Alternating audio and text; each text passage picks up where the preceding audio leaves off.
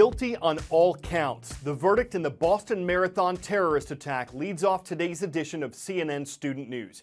Yesterday, a jury in the trial of Dzhokhar Tsarnaev convicted him of 30 counts, including his role in the bombing, using a weapon of mass destruction, and the murder of 4 people, including the shooting death of an MIT police officer 3 days after the attack. Survivors of the bombing said they were relieved by the verdict, that it's not a happy occasion, but one that brings them a step closer to closure. Next in Tsarnaev's trial is the penalty phase, when the jury will once again hear arguments from both sides and then decide whether he gets the death penalty. It's been nearly 2 years since a terrorist attack rocked the finish line of the iconic Boston Marathon and shook the city to the core. Now, after a month of testimony from dozens of witnesses, the vast majority for the prosecution, a federal jury has reached a decision. But it's their next move that will mean life or death for 21-year-old Dzhokhar Tsarnaev. Tsarnaev faced 30 federal charges related to the events of April 15, 2013, when 2 pressure cooker bombs exploded near the marathon's finish line, killing 3 people and injuring about 260, and the days-long manhunt that followed. With the death penalty attached to 17 of those charges, attorneys mounting Tsarnaev's defense focused less on guilt or innocence, but more on his degree of involvement. The defense sought to portray Tsarnaev as a college student influenced and manipulated by a radicalized older brother, 26-year-old Tamerlan, who was killed in a shootout with police days after the bombing. But the prosecution argued the younger Tsarnaev was a willing partner in the attacks and helped choose a day when people would crowd Boston streets. The same jury will deliberate Tsarnaev's sentence, life in prison without parole, or death. The jury must vote unanimously for a death sentence. In Boston, I'm Chris Welch. Climate change is having an impact on our public health. We know that in addition to the adverse impacts that may have when it comes to more frequent hurricanes or more powerful storms or increased flooding, we also know that it has an impact on public health. It's a new approach from the president in talking about climate change. Previously, he's pushed Congress and taken executive action to limit greenhouse gas emissions in the U.S. The president and most climate scientists say these gases are the reason why the Earth's average temperature has risen 1.4 degrees over the last century. Critics say climate change is not a pressing threat, but the Obama administration is now saying it's hurting people's health, connecting climate change to diseases like asthma. H. Sterling Burnett, an environment and energy policy researcher in Chicago, says linking climate change to health problems in children is, quote, the worst form of hype. A recent Gallup poll found that climate change is not a top environmental concern of most Americans.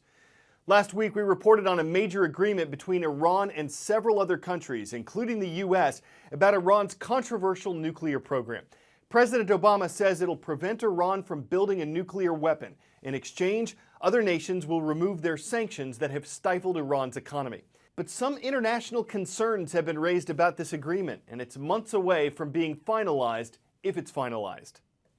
The proposed nuclear deal with Iran is a landmark diplomatic achievement. It goes a lot further than many were expecting. But a final agreement still faces many substantial hurdles. First, on Capitol Hill.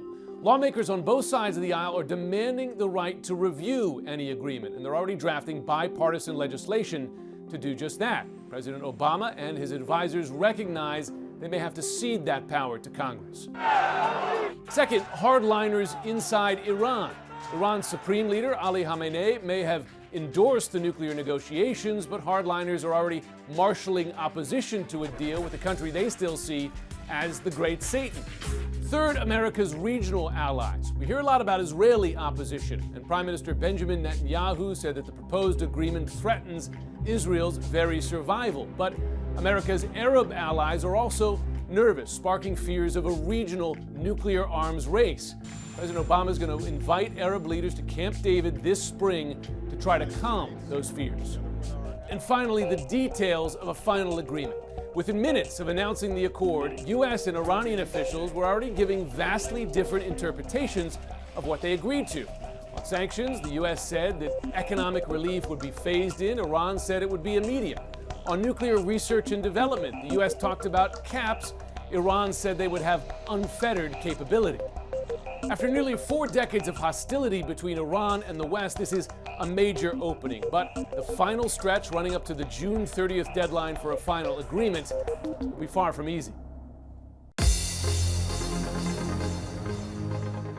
These schools all made requests at the one place we look for roll call candidates, our transcript page at cnnstudentnews.com. Show me Summersville. Show me Summersville High School. It's the Wildcats who are watching in the Show Me state of Missouri. In the Bay State of Massachusetts, we heard the roar of the Tigers. Douglas Middle School in Douglas is watching.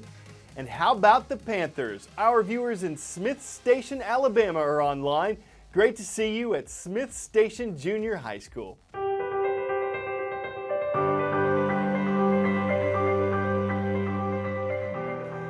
In Miami, Florida, it's estimated that a third of those who are living in poverty are under 18 years old.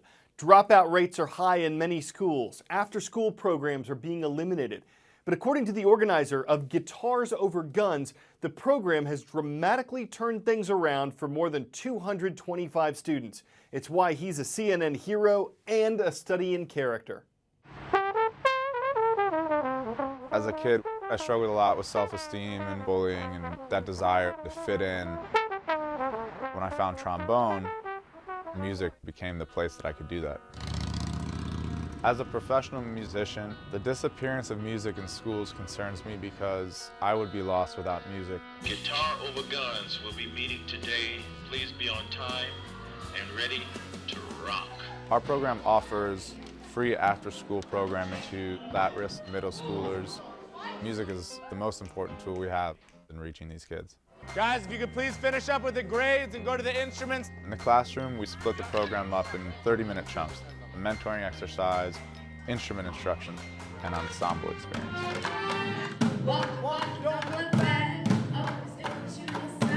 Our mentors are professional musicians. We build relationships.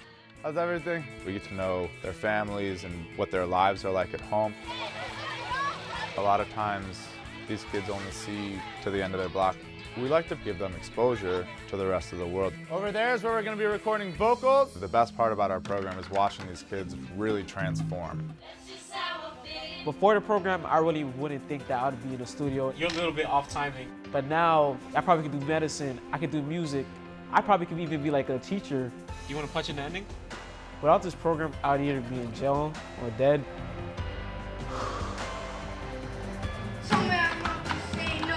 When I see a kid have their moment, it makes you realize that we're doing work that matters. Choose your sound!